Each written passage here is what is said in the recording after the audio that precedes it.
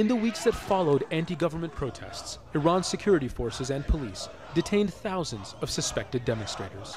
Most have been interrogated and released. Some made to sign a pledge promising never again to participate in unrest or damage public property. Almost everyone Al Jazeera tried to contact, even those who marched in favor of the government, declined to speak to us. Many said they worried they might say the wrong thing and land themselves in a prison cell. By coincidence or by design, government actions following opposition rallies have created an atmosphere of fear, and speaking publicly is seen as an act of courage. MOTAMEDINEJAD is the secretary of the Justice Seekers, a student movement with members from universities across Tehran. They advocate for public housing and better economic conditions, and took part in protests last month, but stopped when protests became violent. As long as problems exist, protests will happen, and they happen in every country. These kinds of protests are something normal, and it is the people's right, and it's something natural. He said Iranians are frustrated after enduring years of hard times, but violence was something most anti-government protesters did not want. Things happened that we didn't want. Some people died in different parts of the country.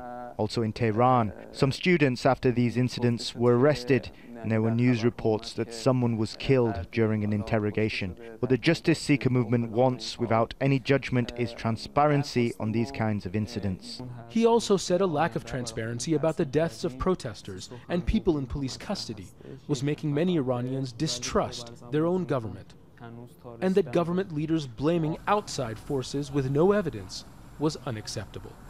Even though they admit that the demonstrations were started by people who had legitimate economic concerns, the official position of the government is still that the protests were overtaken by foreign enemies. So instead of framing the anti-government rallies as a domestic display of civil rights, the government is framing everything that happened as an external threat to Iran's national security.